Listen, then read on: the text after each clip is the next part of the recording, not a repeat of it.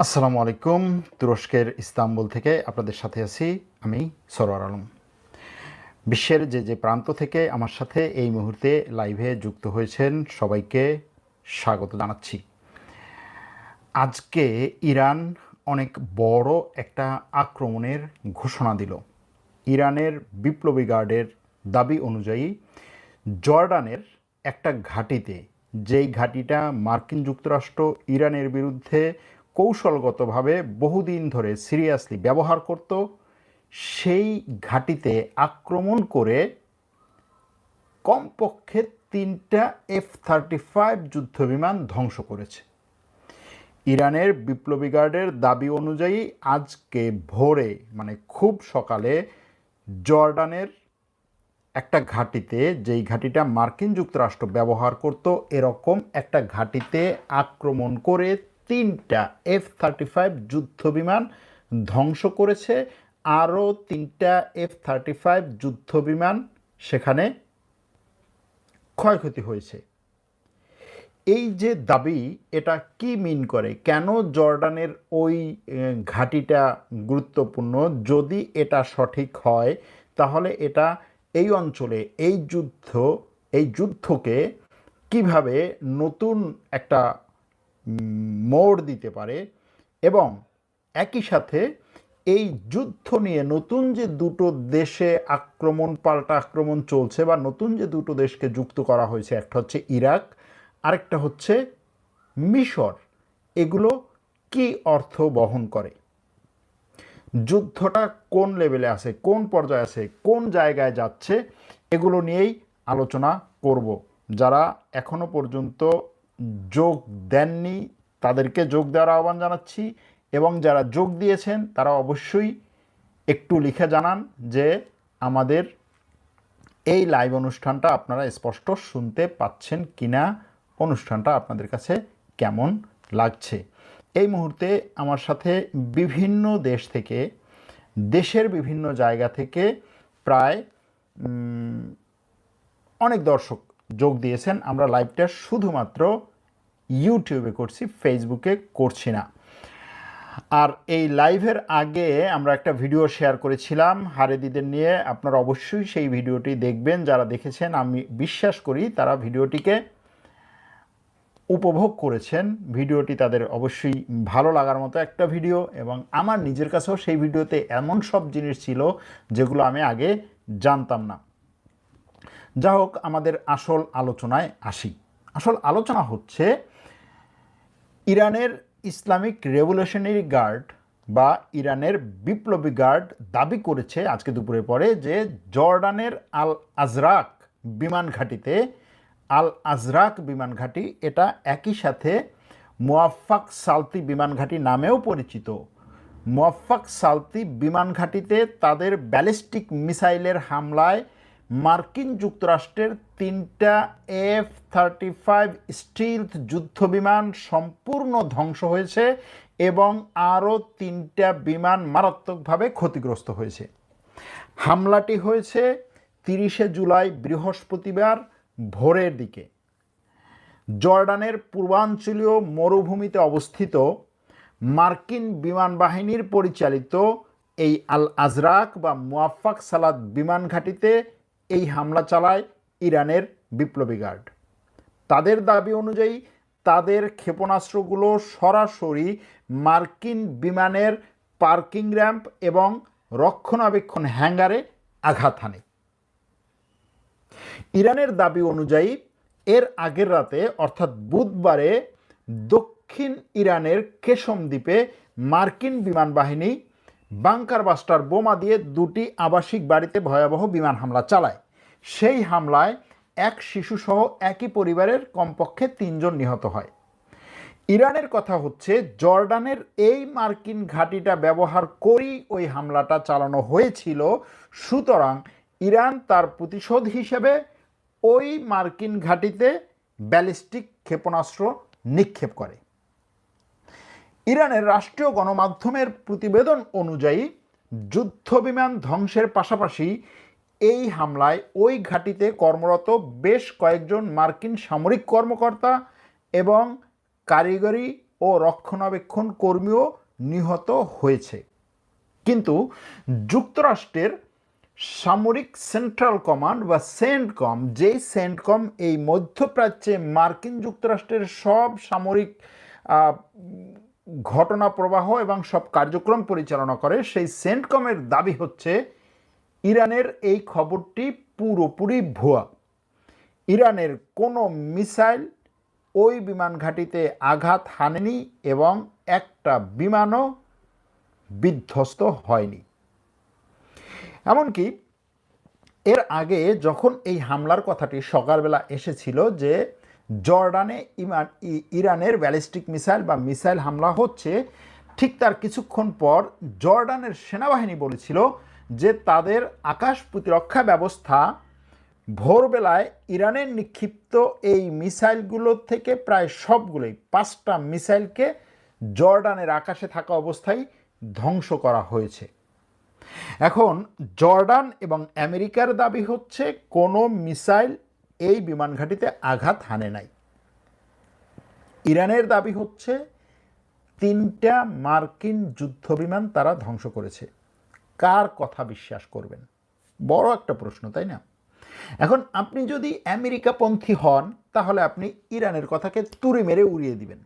আপনি বলবেন দূর ইরানে কোত্থেকে কোথায় তথ্য পাবে, সে কিভাবে জানবে? সে মিসাইল নিক্ষেপের ভিডিও পর্যন্ত শেয়ার করতে পারে না। সে মিসাইল নিক্ষেপের ভিডিও শেয়ার করে যেখান থেকে নিক্ষেপ করা হয় সেখানে, যেখানে পড়ছে সেখানের কোনো ভিডিওই তো সে শেয়ার করতে পারে না।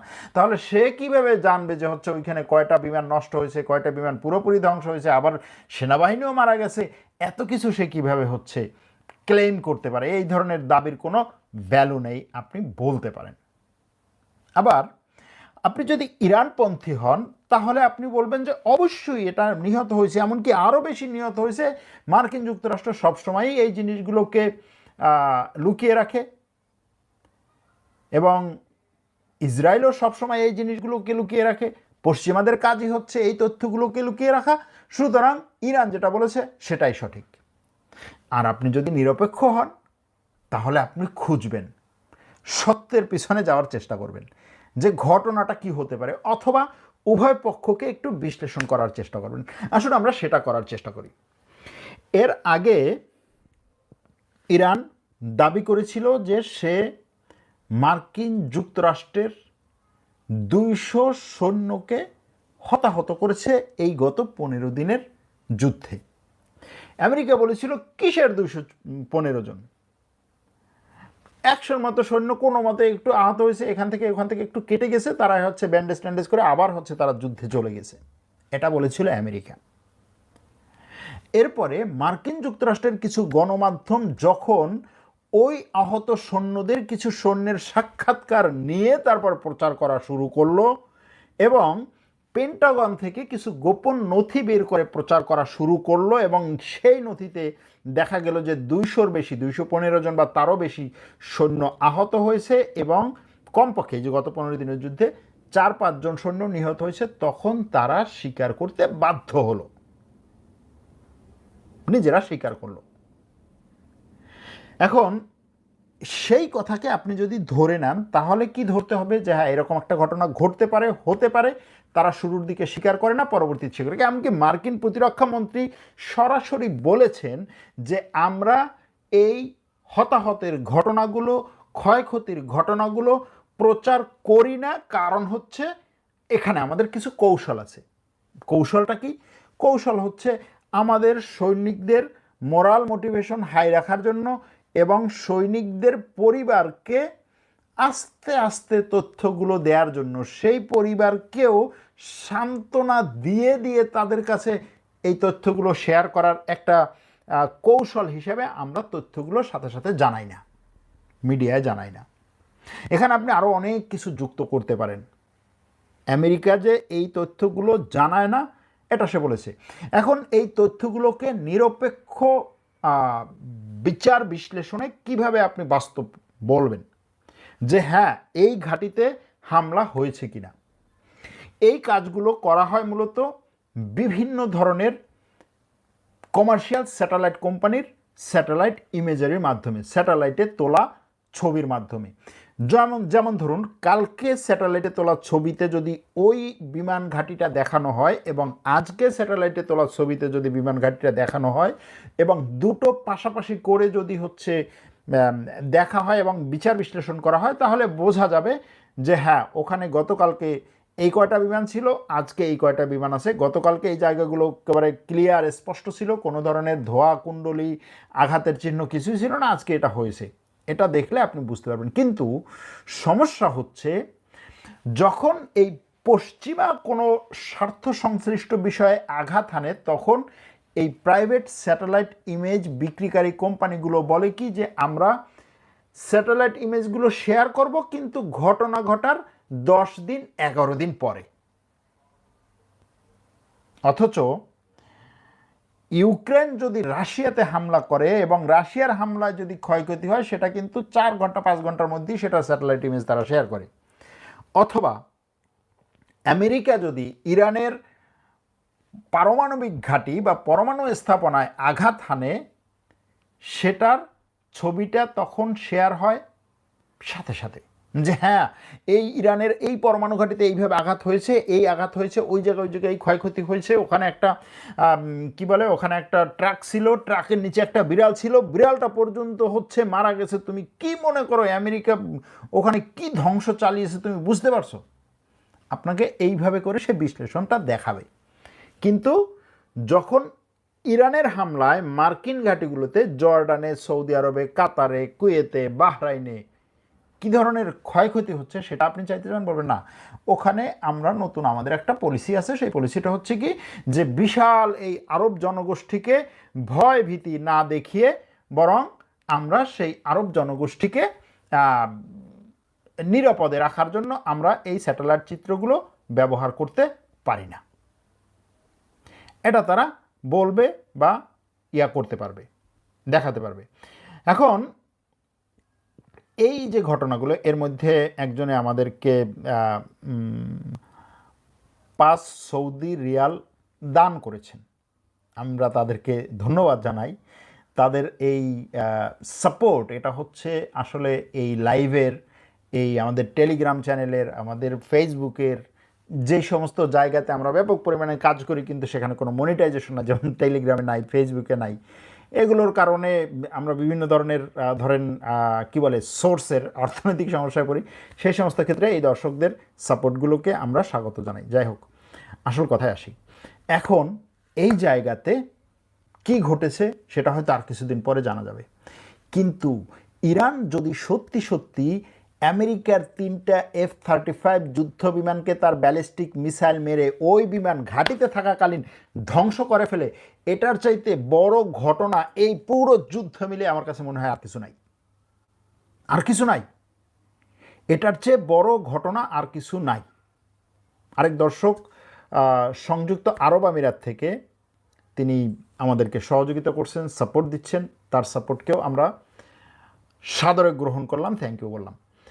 এখন এই যে ইরান স্টিলথ যুদ্ধ বিমানকে আঘাত করলো, এর আগেও আপনারা জানেন যে ইরান বলেছিল যে আমি একটা F-35 যুদ্ধ বিমানে আঘাত করেছি। আমেরিকা বলছে না, কিসের আঘাত করেছে, এরকম কোনো কিছু হয়নি। পরবর্তীতে সে বলছে যে হ্যাঁ, ইরানের একটা মিসাইল আমার এই যুদ্ধ বিমানে আঘাত করেছিল, এটা পরবর্তীতে বলে সে।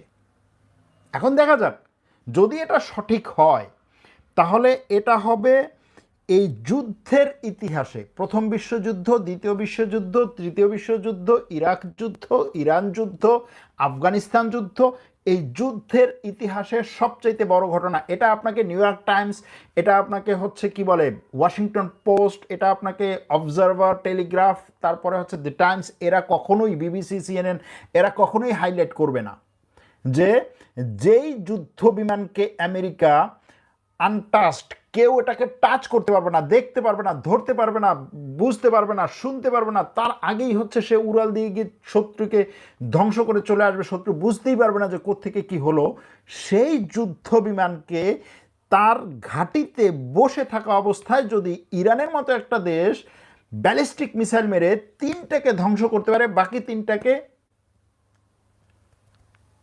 বিধ্বস্ত বা আংশিক ক্ষতি করতে পারে, এটা বিশাল ব্যাপার। তারপর আর একটা কথা হচ্ছে কি, আমেরিকার এই অঞ্চলে যতগুলো ঘাঁটি আছে, এই ঘাঁটির মধ্যে ইরানের টার্গেটের সবচাইতে দূরের ঘাঁটি হচ্ছে জর্ডানের ওই ঘাঁটি, যে ইরানের যে ট্যাকটিক্যাল মিসাইলগুলো আছে সেই মিসাইল যেন ওই ঘাঁটিতে গিয়ে না পৌঁছতে পারে, সেই মিসাইল যেন ওই ঘাঁটিতে গিয়ে না পৌঁছতে পারে, এবং সে ইরানের টার্গেটের কাছাকাছি কোনো ঘাঁটিতে F-35 যুদ্ধবিমান রাখে নাই, সে যুদ্ধবিমান রেখেছে ওই জায়গাতে, সে যুদ্ধবিমান রেখেছে ওই জায়গাতে তার শুধুমাত্র জর্ডান বলে না যে আমি আমার এয়ার ডিফেন্স সিস্টেম দিয়ে ইরানের মিসাইলগুলোকে ধ্বংস করেছি।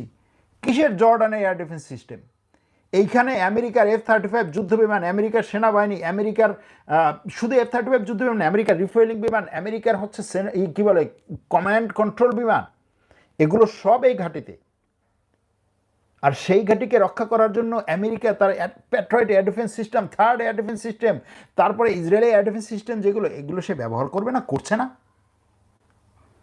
সেই জায়গায় গিয়ে এই F-35 যুদ্ধবিমানকে আঘাত করা যদি করেই থাকে, বিশাল বড় একটা ঘটনা। এবং আমেরিকার এই যে F-35 নিয়ে সারা বিশ্বে তার যে একটা ব্যাপক ভাব, এই প্রেস্টিজ পাংচার হয়ে যাবে। যে কারণে ঘটলেও সে যদি একেবারে মানে প্রচার না করে আর পারছেই না, বড় ধরনের স্ক্যান্ডাল হয়ে যাচ্ছে, বিশাল বিশাল তথ্য ফাঁস হয়ে যাচ্ছে, যদি এরকম হয় তখন হয়তো সে এটা শেয়ার করবে। সে স্বীকার করবে না, তো এটা বাস্তব জিনিস। কি জন্য সে স্বীকার করবে? সে বলবে যে হ্যাঁ ভাই, আমার তিনটা না, আসলে এখানে 6টা না, আরও একটা 7টা আসলে আমাদের ধ্বংস হয়েছে। সে বলবে না তো, কারণ সে তো এইটাই এখন সবচেয়ে তার মানে বিমানের মধ্যে যুদ্ধ বিমান, এটা নিয়েই তো সে খেলতেছে এখন সবার সাথে, তুরস্কের সাথে সে খেলতেছে এটা নিয়ে। আমি তোমাকে F-35 যুদ্ধ বিমান দেবো না। কেন দেবো না? কারণ তুমি কি রাশিয়ার কাছ থেকে হচ্ছে কিনেছো, S-400 কিনেছো। F-35 কেন দিবে না? কারণ হচ্ছে এটা সুপার ডুপার যুদ্ধ বিমান। এটা ঠিক যে F-35 সুপার ডুপার যুদ্ধ বিমান, কিন্তু তুমি সেই সুপার ডুপার যুদ্ধ বিমান তো রক্ষা করতে পারছো না। এখন এই সামরিক ক্ষেত্রে এই ধরনের একটা জিনিস আছে। সেই জিনিসটা হচ্ছে কি, যে আপনার কোনো অস্ত্রই তো হচ্ছে মানে না আর কি বলে, সব কিছুর উপরে না, যে এটা কেউ কোনোভাবেই ধ্বংস করতে পারে, বিষয়টা তো সেরকম না। প্রত্যেকটা অস্ত্রেরই একটা পাল্টা আঘাত করার মতো একটা ক্ষমতা থাকে, একটা অস্ত্র থাকে, হোক সেটা F-35, হোক সেটা S-400, বা হোক সেটা আরও বড় কিছু, থাকবেই, যেহেতু এটা অস্ত্র, যুদ্ধের ময়দানে আপনি করতেছেন, সুতরাং এখানে আঘাত করা সম্ভব হবেই।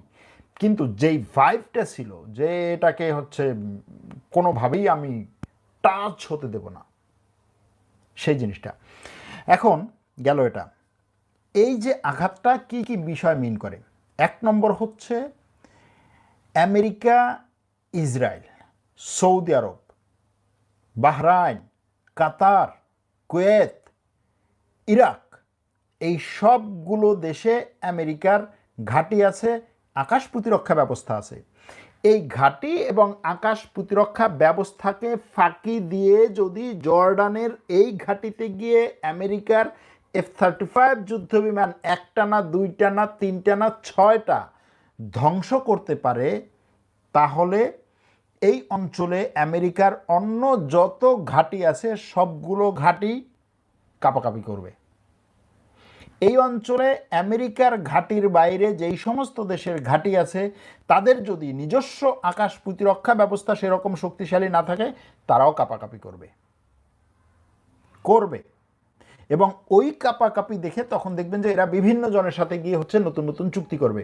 হয়তোবা আব্রাহাম চুক্তিতে ঢুকবে একজন, কেউ বলবে যে ঠিক আছে আমি আমেরিকার সাথে আরও বড় চুক্তি করব, কেউ বলবে যে আমি ইউরোপের সাথে আরও বড় চুক্তি করব, কেউ বলবে আমি তুরস্কের সাথে আরও বড় চুক্তি করব, কেউ বলবে আমি চীনের সাথে আরও বড় চুক্তি করবে।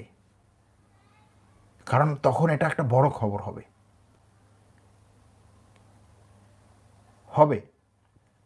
এখন এক দর্শক প্রশ্ন করেছেন যে ইরান রাশিয়া থেকে Su-34 পেয়েছে কিনা। না, পায় নাই। এখন ইরান এই যে আক্রমণগুলো করছে, এই আক্রমণের ক্ষেত্রে ইরানকে হেল্প করছে কে? এটা একটা বড় প্রশ্ন। ইরানকে কে হেল্প করছে? এখন বিভিন্ন জন বিভিন্ন কথা বলছেন। কেউ বলছে রাশিয়া হেল্প করছে, কেউ বলছে চীন হেল্প করছে, কেউ বলছে চীন রাশিয়া হেল্প করছে, কেউ বলছে ইরানকে কেউ হেল্পই করে না, সে নিজেই এগুলো চালাচ্ছে। এখন হেল্প করুক আর নাই করুক, অথবা কেউ হেল্প করুক অথবা নিজেই চালাক, তার কাছে এই ধরনের টেকনোলজি অন্তত আছে যে সে এই আক্রমণগুলো চালানোর আগে এক্স্যাক্ট লোকেশন কোন জায়গায় ওই বিমানগুলোর, সেটাকে সে 1000-1500 কিলোমিটার দূর থেকে ঠিকই টার্গেট করে সেখানে হামলা চালাতে পারছে। দ্বিতীয় হচ্ছে সে এই যে সৈন্যগুলো নিহত হওয়ার খবরগুলো বলে, আহত হওয়ার খবরগুলো বলে, যখন সেই তথ্য যখন সে শেয়ার করে, তার মানে হচ্ছে তার সেই তথ্য পাওয়ার মতো স্যাটেলাইট গোয়েন্দা শক্তি অথবা হিউম্যান গোয়েন্দা শক্তি তার আছে। এখন এটাকে বড় করে দেখা হয় না, কারণ এটা নিয়ে হচ্ছে কেউ ভাইব তোলে না, এটা নিয়ে কেউ ভাইব তোলে না, অন্যটা নিয়ে ভাইব তোলা হবে। ইরানের কোনো একটা জায়গায় আক্রমণের এটা কীভাবে হয়েছে, এইভাবে হয়েছে, ওইভাবে হয়েছে, ভাইব তোলা হবে, আমরাই তুলি।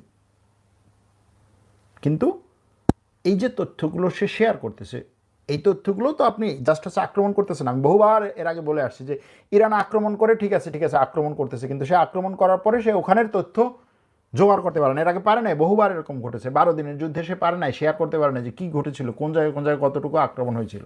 কিন্তু এবারে সে পারতেছে, আরও করতেছে, যে এই জায়গায় মানে আপনি যখন স্পেসিফিক বলবেন যে 3টা ধ্বংস হয়েছে, 3টা এরকম হয়েছে, স্বাভাবিকভাবেই এটার একটা বিশেষ যোগ্যতা থাকে। আপনি যদি বলেন যে বহু বিমান ধ্বংস করে বলেছে, পুরো বিমান ঘাঁটি ধ্বংস করে, তো আমার ফাইজলামি করো নাকি? তো এটা একটা বড় বার্তা দেয়। এখন প্রশ্ন হচ্ছে যে আমেরিকা এই আঘাত কিভাবে সহ্য করবে। যদি সত্যি সত্যি ইরান এই আঘাতটা করে থাকে, আমেরিকা এটার প্রতিশোধ নিতে চাইবে। অন্য কোনো বাহানা দেখিয়ে, অন্য কোনো সুতো দেখিয়ে, অন্য কোনো কিছু দেখিয়ে সে এটার বিরুদ্ধে আঘাত করবে, বলে যে হ্যাঁ ইরান অমুক জায়গায় আঘাত করেছে এই জন্য। আমেরিকার রাষ্ট্রপতি পর্যন্ত বলছে যে জর্ডানে ইরান যে আঘাত করেছে সেই আঘাতের প্রতিশোধ হিসেবে আমি আরও বড় আঘাত করব। কেন তার আরও বড় আঘাত করতে যেতে হচ্ছে? কারণ হচ্ছে ওইখানে সে বড় একটা ব্যথা পাইছে। যাই হোক, দেখা যাক এটা কোথা যায়। কিন্তু এখন নতুন জিনিস হচ্ছে, নতুন দুটো ঘটনা হচ্ছে ইরাক এবং মিশর। ইরাক হচ্ছে এইদিকে একেবারে তুরস্ক সীমান্তে আসা, মিশর হচ্ছে ওইদিকে আফ্রিকা সীমান্তে যাওয়া। এখন এই ইরাক আর মিশর এর মানে হচ্ছে, এই দুটোতে আক্রমণের মানে হচ্ছে যুদ্ধটা আরও বিস্তৃত হচ্ছে। এতদিন পর্যন্ত যুদ্ধটা ছিল পারস্য উপসাগর এবং উপসাগরের আশেপাশে, এখন সেই উপসাগর পেরিয়ে আরও দূরে চলে যাচ্ছে। বাবাল মানদেবে যখন ঘটনাগুলো ঘটা শুরু করলো, ঠিক সেই ঘটনাগুলো ঘটার কয়েকদিন পরে মিশরে আক্রমণ। গতকালকে মিশরের ভূমধ্যসাগরের একটা বিমান, এই একটা সমুদ্র বন্দরে থাকা জাহাজে ড্রোন আক্রমণ হয়েছে। মিশর আজকে বলছে যে হ্যাঁ ড্রোন আক্রমণ। গতকালকে সে বলেছিল, একটা না দুটো জাহাজে, গতকালকে সে বলেছিল যে এই জাহাজে আগুন ধরেছে, জাহাজের ডকে আগুন ধরেছে। কেমনে আগুন ধরেছে বলছে আমরা দেখব বিচার বিশ্লেষণ করে। আজকে বলছে ড্রোন আঘাত এনেছে। কে এই কোথার থেকে এসেছে এই ড্রোন, মিশর বলছে আমি জানি না কোথার থেকে এসেছে, কিন্তু কেউ এখনো পর্যন্ত দাবিও করে না যে ড্রোনটা কোথার থেকে এসেছে। এখন এই গেল একদিক। আরেকটা হচ্ছে ইরাকে গতকালকে এবং আজকে ইরাকে সৌদি আরব আক্রমণ করেছে, ব্যাপক পরিমাণে আক্রমণ করেছে। আক্রমণ করার পরে সৌদি আরব বলছে যে আমি ইরাকের উপর আক্রমণ করছি, আমি এই আক্রমণ আর বাড়াতে চাই না, আমি ইরাকের সাথে উত্তেজনা বাড়াতে চাই না, আমি চাই ইরাক থেমে যাক। আমার উপরে যদি আর কোনো আক্রমণ না হয় তাহলে আমি আর আক্রমণ করবো না, কিন্তু আমার উপরে যদি আক্রমণ হয় তাহলে আমি এমন আরও বেশি আক্রমণ করবো। এর মানে কি? মানে হচ্ছে যে আমি আক্রমণ করতেছি, আরও করব। এখন ইরাক বলছে যে আমার ভূমি থেকে, আমার ভূখণ্ড থেকে সৌদি আরবের দিকে কোনো একটা মিসাইল নিক্ষেপ করা হয় নাই। কি বলা হয়েছিল? বলা হয়েছিল যে ইরাকের ভূখণ্ড থেকে ইরানপন্থী হাসদি সাব্বিরা সৌদি আরবে মিসাইল নিক্ষেপ করেছে। এই কথার উপরে সৌদি আরব এবং আমেরিকা বলছে ঠিক আছে চলো হাসদি সাব্বির উপরে আক্রমণ করেছে ইরাকের ভূখণ্ডে। এখন ইরাকের প্রধানমন্ত্রী, ইরাকের সরকার বলছে যে না, আমার ভূখণ্ড থেকে কোনো আক্রমণ হয় নাই, এরকম কোনো প্রমাণ কেউ দিতে পারবে না। যদি দিতে পারে তাহলে দেখ, প্রমাণ দেওয়ার আগে কেন তারা হচ্ছে ধাম করে চলে আসে যে হ্যাঁ তোমার এখান থেকে আক্রমণ হয়েছে, প্রমাণিত কেউ আমাকে দেয়নি, এটা হচ্ছে তার কথা। কথা তো সত্য যে ভাই আমার ওখান থেকে আক্রমণ হয়েছে, তুমি এখন তোমার ওখানে গিয়ে একটা মিসাইল পড়লো, তুমি সাথে সাথে বলো হ্যাঁ এই মিসাইল যদি হচ্ছে দক্ষিণ দিক থেকে আসে তাহলে হুতিরা করতে পারে, আর যদি উত্তর দিক থেকে আসে তাহলে ইরাক করেছে। তোমার তো সহজ, টার্গেট করা সহজ, বললেই হয়ে গেল। দুনিয়ার কেউ এটা নিয়ে প্রশ্ন করবে না যে ইরাক হয়ে করেছে যে বলছো, প্রমাণটা কি? ইরাক নিজেই বলছে আমাকে প্রমাণ দাও। এখন এই যে ইরাকের উপরে আক্রমণ করানো, যে ইরাক থেকে যদি এটা যায় ইরাকের উপর আক্রমণ হবে।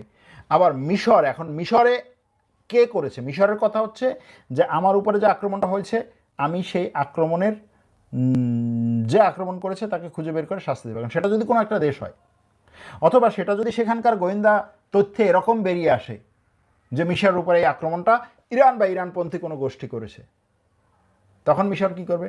ঠিক আছে আমার উপর আক্রমণ করেছে, আমি তো এই যুদ্ধের কোনো জায়গায় নেই, ঠিক আছে আমিও মারিয়ে দিলাম।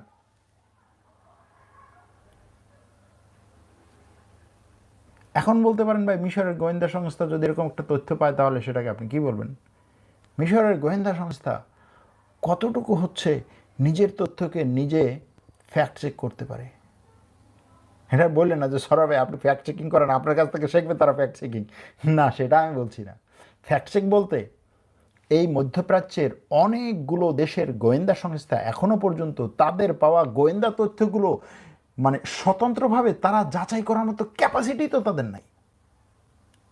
এই যে একটা ড্রোনের পথ এবং সেই ড্রোন কোন দিক থেকে কিভাবে আসছে, ড্রোনটা কোন জায়গায় আঘাত করছে, কোথা থেকে আসছে, কোন জায়গায় এসে পড়েছে, এটার যে পুরো বিশ্লেষণ করার জন্য তার যেই টেকনোলজি এবং যেই পরিমাণ এক্সপার্টিস দরকার সেটাই তো নাই। আমরা বলি না মধ্যপ্রাচ্যের অমুক দেশের গোয়েন্দা সংস্থা, ভাই কার গোয়েন্দা সংস্থা কতটুকু কাজ করে? 10 বছর আগ পর্যন্ত তুরস্কের গোয়েন্দা সংস্থা যা করতো সব হচ্ছে এই সিআইএ মোসাদের এসের গোয়েন্দাদের তথ্যের উপরে ভিত্তি করে।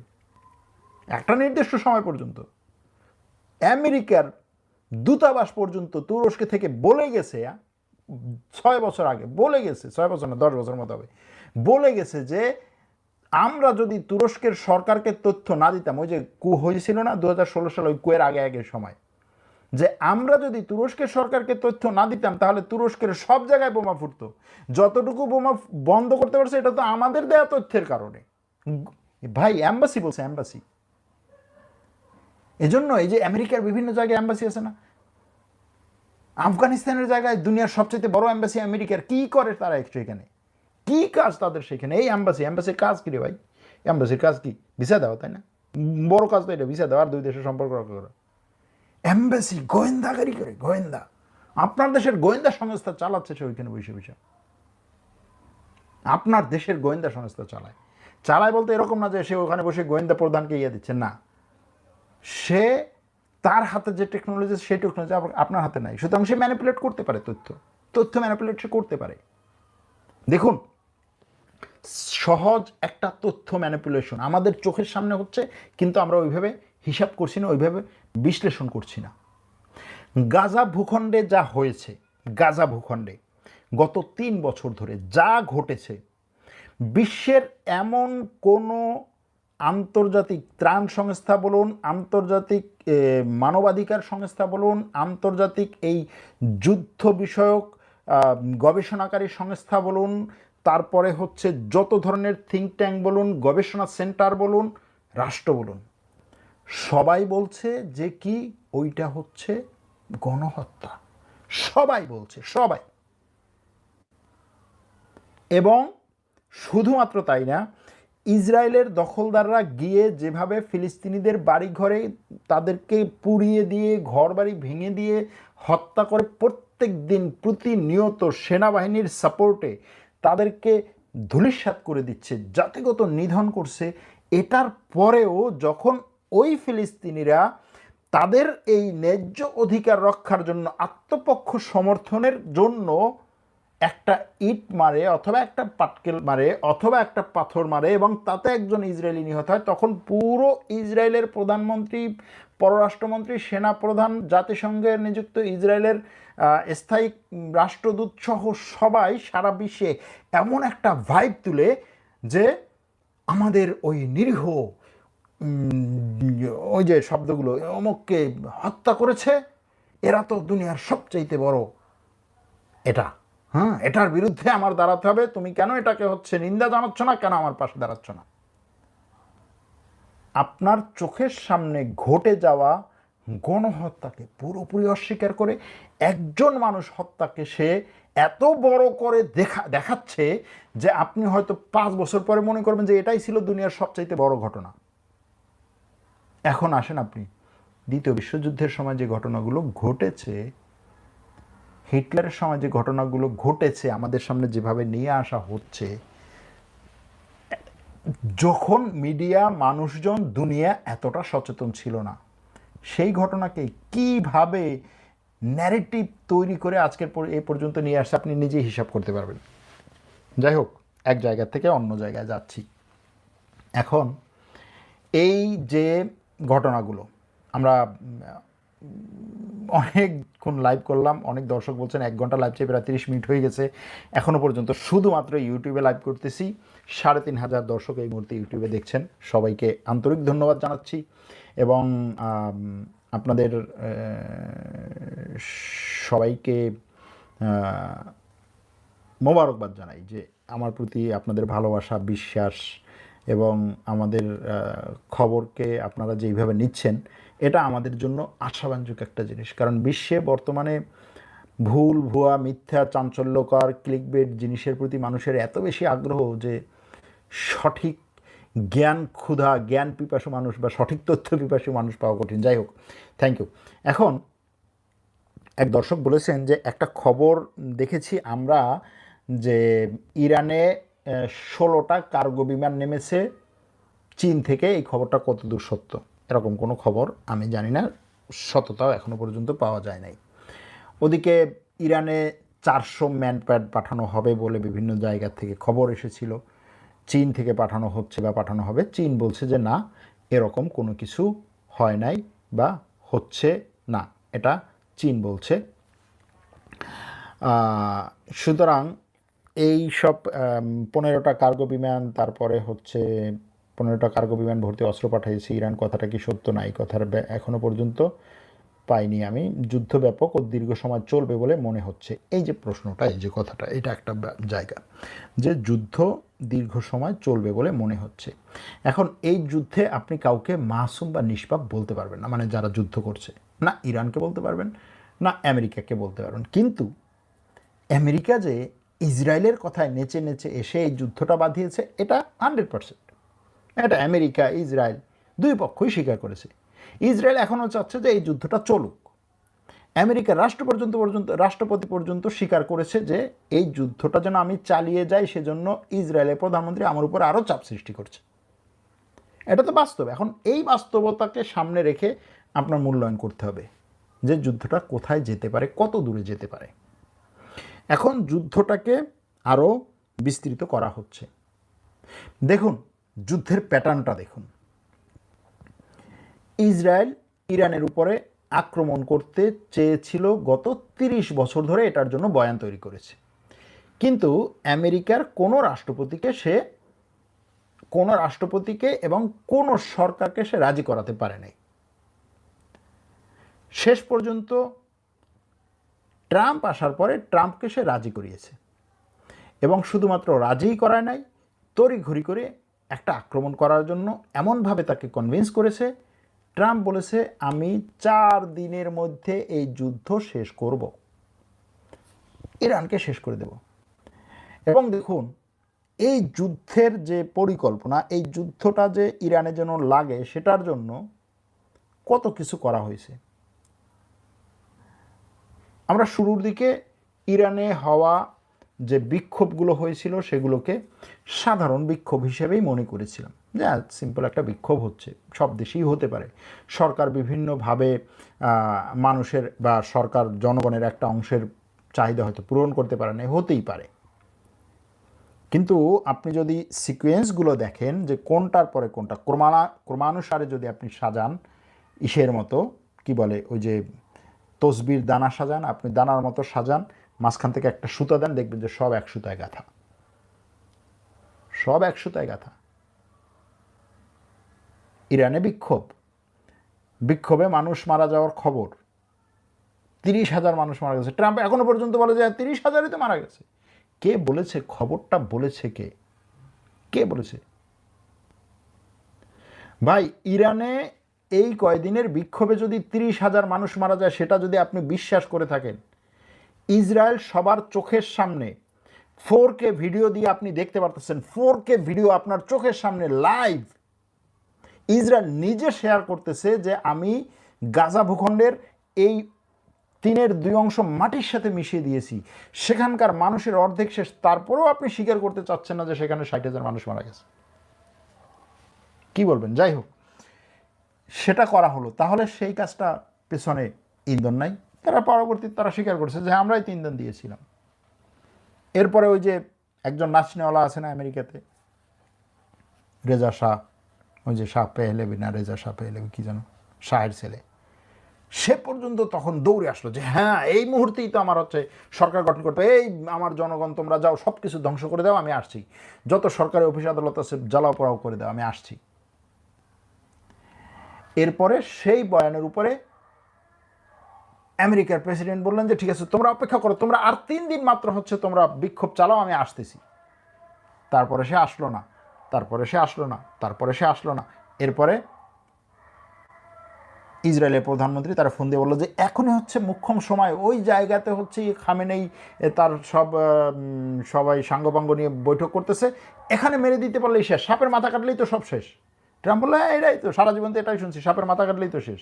আমাদের দেশে একটা কিছু হলেই তো রাষ্ট্রপতি হচ্ছে তার বিমানে চড়ে আকাশে উড়াল দেয় যে হচ্ছে বোমা টোমা মারলে দেশের মধ্যে পড়ুক, আকাশে তার হবে না। আক্রমণটা হলো, মারা গেল। ট্রাম্পকে বলা হলো 3 দিন, বেশি না, আপনার লাগবেই না, 3 দিনের মধ্যে শেষ হয়ে যাবে। তারপর বললো না 3 দিন না, 3 সপ্তাহ হোক। ট্রাম্প বললো না, 3 দিন তো হতেই পারে, সমস্যা নাই, 3 সপ্তাহের মধ্যে আমি এটা শেষ করে দেবো। 3 সপ্তাহ 3 মাস, 3 মাসে 6 মাস যুদ্ধ এখনো চলছে। ইসরায়েলের কোনো খবর নাই এই যুদ্ধের মধ্যে, ইসরায়েল নাই, ইসরায়েলের নামই নাই, ইসরায়েলের গন্ধ নাই, ইসরায়েলের কোনো টুটা শব্দ নাই এই যুদ্ধের মধ্যে। শান্তি আলোচনা হচ্ছে, শান্তি চুক্তি হচ্ছে, আমেরিকা ইরান আলোচনা করছে, কিরে ভাই যুদ্ধ শুরু করলো ইসরায়েল বললো সারা জীবন বসে যে এইখানে ইরান আমার শত্রু, ইরান আমার শত্রু, ইরান আমার শত্রু। আমেরিকা তো এতদিন পর্যন্ত এরা ভাবে বলে নাই, আমেরিকা যা করেছে ইসরায়েলের জন্য করেছে, অথচ সেই শান্তি চুক্তি হচ্ছে, ইসরায়েল তার মধ্যেই নাই। এখন যুদ্ধটা যে জায়গায় গেছে দেখেন, আমেরিকাও নাই, এখন সৌদি আরব ইরাকে হামলা করতেছে, সৌদি আরব হুথিদের উপর আক্রমণ করতেছে, মিশরের উপর আক্রমণ হয়েছে, সৌদি আরবের সাথে এখন যদি মিশর একত্রে বলে যে ঠিক আছে আমার উপরেও একই জায়গা থেকে আক্রমণ আসতেছে, ইরাক আর হুথিদের উপরে সৌদি আরব যে আক্রমণ চালাচ্ছে আমি সেটার সাথে আছি। 3 দিন পরে আরও 2-4টা দেশে এরকম যদি আক্রমণ হয়, এরপরে যদি কাতার, কুয়েত, বাহরাইন বলে যে ঠিক আছে আমিও সৌদি আরবের সাথে একত্রে হচ্ছে এখানে আক্রমণ চালাবো, দেখবেন যে আমেরিকাও নাই, ইসরায়েলও নাই, আরব দেশগুলো আর ইরান বা ইরানের প্রক্সিরা যুদ্ধ করছে। হয় না অনেক সময় এরকম যে রাস্তায় হয় আর কি, মারামারি করতেছে, ঝগড়া করতেছে, মানুষজন আসছে, কেউ ফেরানোর চেষ্টা করতেছে, কেউ আবার এই ঝগড়ায় হচ্ছে যুক্ত হওয়ার চেষ্টা করতেছে, ওকে মারতেছে, এটা করতেছে, সেটা করতেছে। ওই মানুষজনের মধ্যে থেকে যে 2জন আসল ঝগড়া করেছিল তারাই বেরিয়ে গেল, পরবর্তীতে এরা ঝগড়া করতে করতে দেখা গেল যে মোটামুটি হচ্ছে 40-50 জন হাসপাতালে। ঝগড়া কে বাদ দিয়েছিল নিজেরাই জানে না, জানি না এইরকম কোনো একটা দিকে যায় কিনা শেষ পর্যন্ত। কিন্তু যেই জায়গায় নিয়ে আসা হয়েছে এটা ভালো জায়গা না। এখন অনেকে প্রশ্ন করেন ভাই খালি ইরান যুদ্ধ, তারপরে এই, ভাই দেখেন তো আমরা যে পরিস্থিতির মধ্যে আছি, আমরা নিজেরা হচ্ছে এটার মধ্যে এমন ঘোরের মধ্যে পড়ে গেছি যে আমরা এটা যে কত বড় একটা বিষয় এটা আমরা বুঝতে পারতেছি না। মধ্যপ্রাচ্যে এরকম বড় যুদ্ধ এর আগে কবে দেখেছে মধ্যপ্রাচ্য? বিশ্ব এত বড় একটা যুদ্ধ কবে দেখেছে এর আগে? এখন যুদ্ধটা টেকনোলজির হওয়ার কারণে, মিডিয়া অনেক বেশি থাকার কারণে আগের মতো ধর মার কাট করে হচ্ছে এক দেশ থেকে আরেক দেশ সেনাবাহিনী যাচ্ছে না, কিন্তু ঠিকই আক্রমণ তো সেই রকমই হচ্ছে, তার চেয়েও বেশি হচ্ছে। আপনি চিন্তা করতে পারেন, একটা যুদ্ধ প্রত্যেকটা মানুষের পকেটে আগুন জ্বালিয়ে দিয়েছে, প্রত্যেকটা দেশের প্রত্যেকটা মানুষের পকেটে আগুন জ্বালিয়ে দিয়েছে। বাবাল মানদেব যদি বন্ধ করে দেয় কি অবস্থা হবে? হুতিরা এখন আবার বলছে যে ইরান যেহেতু বিপ্লবী গার্ড যেহেতু ইসে কি বলে এই হরমুজ প্রণালীতে টোল নেওয়া শুরু করছে, তাহলে আমিও বাবাল মানদেবে টোল নেওয়া শুরু করবো। এত দরকার আছে আমার উপরে এরকম খালি আক্রমণ করো, এটা করো সেটা করো, আমিও মিসাইল মেরে আক্রমণ করবো, টাকা দাও চলে যাও। ব্যাপারটা খারাপ না, তাই না? মানে দুনিয়া এখন এমন একটা জায়গায় চলে যাচ্ছে, জোর যার মুল্লুক তার, এরকম একটা পরিস্থিতি। এই ঘটনার মধ্যে রাশিয়া ইউক্রেন যুদ্ধ কি থেমে আছে? থেমে নাই। রাশিয়া ইউক্রেনের উপর আক্রমণ করতেছে শত শত মিসাইল, ইউক্রেন রাশিয়ার উপর আক্রমণ করতেছে শত শত মিসাইল, একে অপর উপর আক্রমণ করতেছে। সেখানে আবার আক্রমণ হচ্ছে এখন ওই ইউক্রেনের আশেপাশের যে সমস্ত দেশ, রাশিয়ার আশেপাশের যে সমস্ত দেশ, সেসব দেশে যাইয়া পড়তেছে, মিসাইল পড়তেছে, ড্রোন পড়তেছে। ড্রোন পড়েছে, কি বলে পোল্যান্ডে ড্রোন পড়েছে। পোল্যান্ড বলছে যে রাশিয়া আমার উপরে ইচ্ছে করে আক্রমণ করেছে। এরকম আক্রমণ যদি কন্টিনিউ হয় আর ন্যাটো যদি আমার পাশে না দাঁড়ায়, আমি রাশিয়ার উপর আক্রমণ করব। কারণ স্বাভাবিকভাবে পোল্যান্ডে যখন ড্রোন পড়ে এবং সেটা যদি রাশিয়ার হয়, ন্যাটোর দৌড়ে যাওয়া দরকার যে হ্যাঁ ঠিক আছে, আমার কোনো একটা রাষ্ট্রের ভূখণ্ডে যদি এইরকমভাবে হচ্ছে মিসাইল পড়ে, তাহলে সেটা সব ন্যাটো দেশের উপরে মিসাইল পড়ার সমান বা ড্রোন পড়ার সমান, আমরা তোমার পাশে আছি। এখনও পর্যন্ত ন্যাটো কিছুই বলে না, এই নিয়ে কিছুই বলে নাই। জেলেনস্কি ইরান যুদ্ধে যুক্ত হওয়ার চেষ্টা করতেছে, বলতেছে যে ঠিক আছে আমি করব। হ্যাঁ, ইরান রাশিয়া এখান থেকে আদান প্রদান করতেছে বিভিন্ন জিনিস ক্যাসপিয়ান হ্রদ দিয়ে, আমি ওখানে জাহাজের উপর আক্রমণ করব। কেন? শেষ পর্যন্ত ইউক্রেনের পররাষ্ট্রমন্ত্রী বলছে যে না, আসলে আমরা ইরানকে এখানে টার্গেট, ইরান না, এখানে আমাদের টার্গেট হচ্ছে রাশিয়া। রাশিয়ার থেকে ইরানে যাচ্ছে, এই জন্য টার্গেট হচ্ছে রাশিয়া। এখন দেখা যাক ওটা এই যুদ্ধে যুক্ত হয় কিনা। কিন্তু যেভাবে মানে ঘুরে ফিরে আসতেছে এবং এই জালটা ছড়িয়ে যাচ্ছে, তাতে মনে হয় যে আরও অনেকগুলো দেশ এটার সাথে জড়িয়ে যেতে পারে যদি এই যুদ্ধ খুব দ্রুতই থেমে না যায়। কিন্তু প্রশ্ন হচ্ছে যুদ্ধ কবে থামবে? যুদ্ধ কবে থামবে এইটা আমার কাছে মনে হয় না ট্রাম্প বলতে পারতেছে, না মুজতবা খামেনেই বলতে পারতেছে, না ইরানের প্রেসিডেন্ট বলতে পারতেছে, না আরব দেশগুলো বলতে পারতেছে। কারণ এখন যুদ্ধটা একজন বা দুজন নেতার মধ্যে নাই, একটা বা দুটো দেশের মধ্যে নাই, একটা বা দুটো দেশের বা পাঁচটা দেশের রাষ্ট্রপ্রধানদের মধ্যেও নাই। দেশগুলোর মধ্যে রাষ্ট্রের বাইরে আসা, রাষ্ট্রের অধীনের বাইরে থাকা অনেকগুলো প্রক্সি সংগঠনের মধ্যে চলে যাচ্ছে এই যুদ্ধটা। আর ইসরায়েলের মতো একটা রাষ্ট্র পিছন থেকে সব জায়গায় কলকাঠি নাড়ছে। আমি জানি না মিশরের এই আক্রমণ যদি হচ্ছে ইসরায়েলের গোয়েন্দা সংস্থার কোনো ফলস ফ্ল্যাগ অপারেশন হয়ে থাকে, ইরাকের এই আক্রমণ, ইরাকের থেকে সৌদিতে আক্রমণের যে কথা বলা হচ্ছে, সেটা যদি কোনো ফলস ফ্ল্যাগ অপারেশন হয়ে থাকে, তাহলে এই যুদ্ধে আরও অনেকগুলো দেশকে জড়িয়ে তারপর হচ্ছে নিজে পিছনে গিয়ে হাততালি দেওয়ার চেষ্টা করতে পারে ইসরায়েল। এরকম হতে পারে, এরকম হতে পারে যে আমেরিকা তুমি এখান থেকে চলে যেতে চাইছো, দেখো এমনভাবে আমি তোমার এখানে হচ্ছে মাকড়সার জালের মতো আটকাবো, তুমি নিজে চাইলেও যেতে পারবে না। যা হোক, অনেক কথা বললাম, অনেক আলোচনা করলাম। পাকিস্তান যা করেছে কোনো আন্তর্জাতিক মিডিয়া প্রচার করেনি। আমার মনে হয় এটা আমেরিকার কথা অনুযায়ী কোনো আন্তর্জাতিক মিডিয়া প্রচার করে না এবং করবেও না। ভাই, পাকিস্তানি থেকে আর কি স্বাধীনতা পেতে পারে? অবশ্য বাংলাদেশে আমেরিকার ভারতের নিযুক্ত অ্যাম্বাসেডরদের এসেছে, সেই সম্পর্কে বলুন। ইরান এ হামলা করে আলোচনা সুন্দর হয়েছে। আমার প্রিয় মুখ, আপনি কেমন আছেন? এক দর্শক বলছেন তুরস্কের সিএইচপি নিয়ে কিছু বলেন। কেন সিএইচপি নিয়ে কিছু বলছেন না? এক দর্শক এই প্রশ্নটা করেছেন। সিএইচপি নিয়ে বলবো, আরেকদিন বলবো। এটা নিয়েও এখানে অনেক ঘটনা ঘটতেছে, খুব সিরিয়াস ঘটনা ঘটতেছে, যা থেকে আমাদের দেশের রাজনীতির শেখার অনেক কিছু আছে। দেখি, এটা নিয়ে বলবো। আর পাকিস্তানের কাশ্মীরে, পাকিস্তান নিয়ন্ত্রিত কাশ্মীরে, আজাদ কাশ্মীর যেটাকে বলা হয়, সেখানে ব্যাপক বিক্ষোভ হয়েছিল। সেই বিক্ষোভে মনে হয় 20 থেকে 40 জন মানুষ নিহত হয়েছে, এরকম একটা ঘটনা ঘটছে। এবং সেখানে এখনও বিক্ষোভ চলছে উত্তাল। ভারতে বিক্ষোভ হলো, এক মন্ত্রী পদত্যাগ করলো, বিক্ষোভ মোটামুটি কায়দায় মানে কিছুটা নিয়ন্ত্রিত। এখন আবার সেটা পাকিস্তানে আসছে, দেখা যাক পাকিস্তানে কি হয়। এক লোকের প্রশ্ন ছিল যে বাংলাদেশে হলো সরকার বিরোধী বিক্ষোভ, নেপালে হলো বিক্ষোভ, শ্রীলঙ্কায় হলো বিক্ষোভ, ভারতে হলো বিক্ষোভ, পাকিস্তানে কেন বিক্ষোভ হচ্ছে না? পাকিস্তান কি এই সমস্ত দেশের চেয়ে অনেক বেশি ভালো গণতন্ত্র? মানুষ কি অনেক শান্তিতে আছে? মানুষ কি অনেক বেশি বাক স্বাধীনতায় আছে? মানুষের অর্থনৈতিক অবস্থা কি আরও অনেক বেশি ভালো? মানুষের রাজনৈতিক পরিস্থিতি কি অনেক বেশি ভালো? কেন পাকিস্তানে এই ধরনের বিক্ষোভ হচ্ছে না? মানে ভারতের ভিতর থেকে এরকম কিছু লোকজন এরকম প্রশ্ন করেছিল, তার কিছুদিন পরেই পাকিস্তানে এই ধরনের বড় বিক্ষোভ হচ্ছে। দেখা যাক কি হয়, কোথাকার পানি কোথায় গড়ায়। এক দর্শক বলছে যে আপনার শর্ট ভিডিও খুব বোরিং লাগে, বিরক্তকর লাগে। ইরান কি হামলা করতে পারে? আসসালামু আলাইকুম রহমতুল্লাহ। ভাই 10 থেকে 20 মিনিটের ভিতরে করলেই অনেক ভালো হয় আমাদের জন্য। আপনার ভিডিও 1 ঘন্টা হইলেও আপনার ভিডিও দেখি, ছেড়ে যেতে পারি না, এটাই হচ্ছে সমস্যা। ওকে, ঠিক আছে, রাখলাম তাইলে। আল্লাহ হাফেজ, ভালো থাকবেন, সুস্থ থাকবেন, দোয়া করবেন।